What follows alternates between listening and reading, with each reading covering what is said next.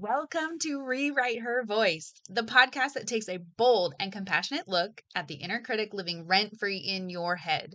You know the one. She's judgmental, perfectionistic, and never misses a chance to tear you down. But here's the truth.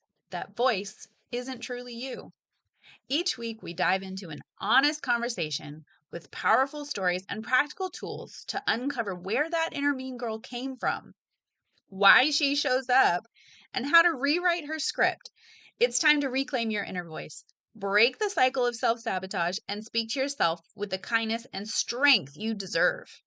If you're ready to stop letting your inner mean girl run the show and start showing up as your most authentic, empowered self, let's go. Hey, my sweet friend. I want to talk about something kind of heart forward today, okay? So today's episode is a heart forward one because when women come to me, whether through coaching, the membership, or just messages online, they almost always ask the same thing. How do I love my life again? How do I get unstuck? How do I feel like myself? How do I like myself? How do I trust the woman I'm becoming?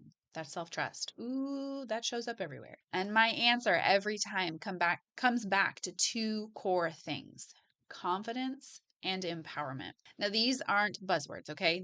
These are emotional lifelines. They're the foundation of self-love, self-worth, and the ability to see your story through a lens of compassion instead of criticism. Today, we're going to explore what these words actually mean, not just how they're used casually, but their root origins. Because the etymology of these words reveals something powerful about how we relate to ourselves.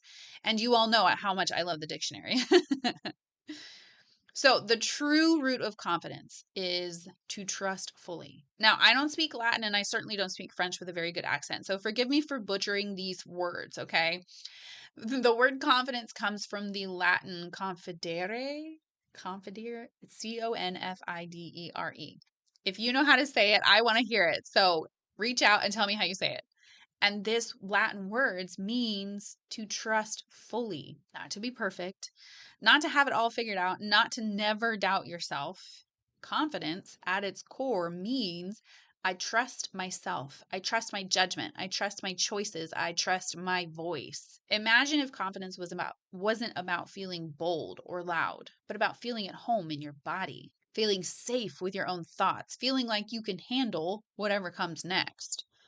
Confidence is trusting your intuition, trusting your emotional truth, trusting your inner wisdom, trusting your ability to try again, trusting yourself even when the outcome is uncertain. Confidence is a relationship. It's not a personality trait. Most women don't lack confidence. They lack self-trust because they were taught to doubt, taught to shrink, taught to question themselves before anyone else. And this episode is your reminder. You can relearn to trust. You can rebuild confidence one tiny moment at a time. Now let's talk about empowerment. Okay. The word empowerment is rooted in Old French empare.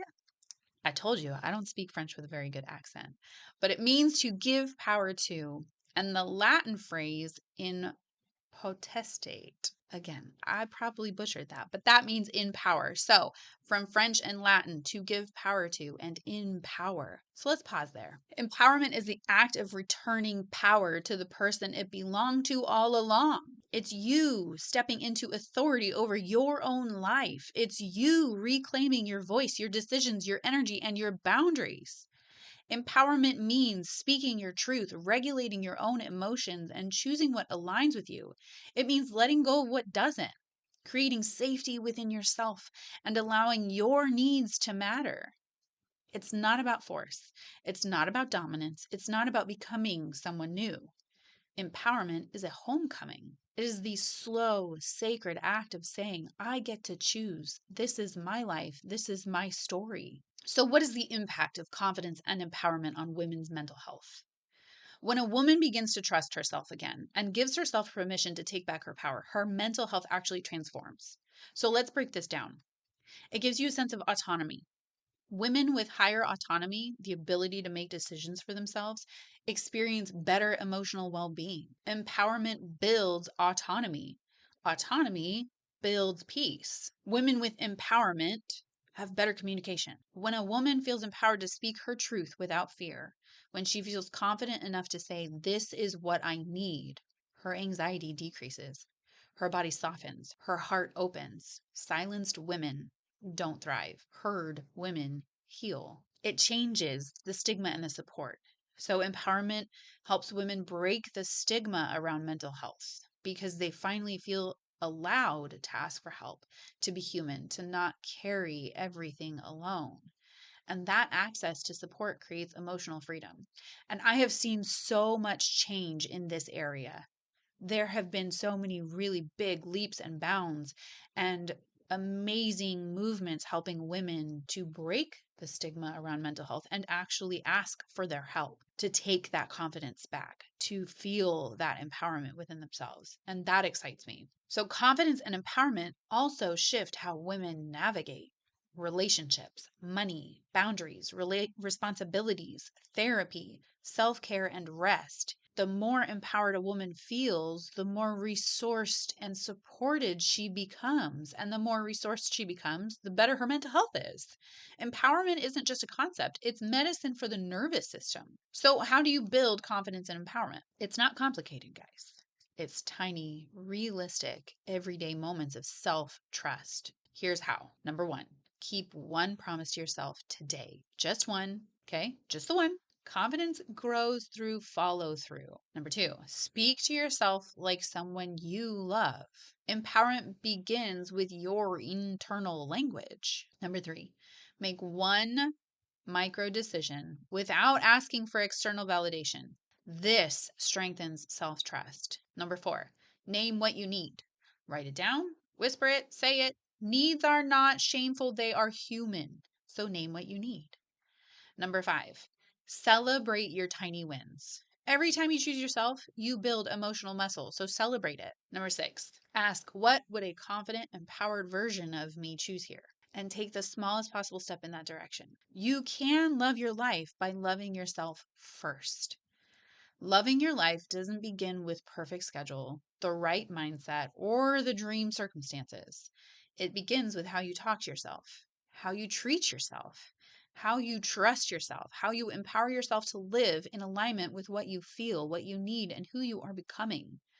Confidence and empowerment are not destinations. They are daily choices, daily whispers. I am worthy of self trust. I am allowed to take up space. My voice matters. I get to choose my story. And slowly, oh so beautifully, your life becomes something you love. Not because it's flawless, but because it finally feels like yours. My dear sweet friend, confidence is trust.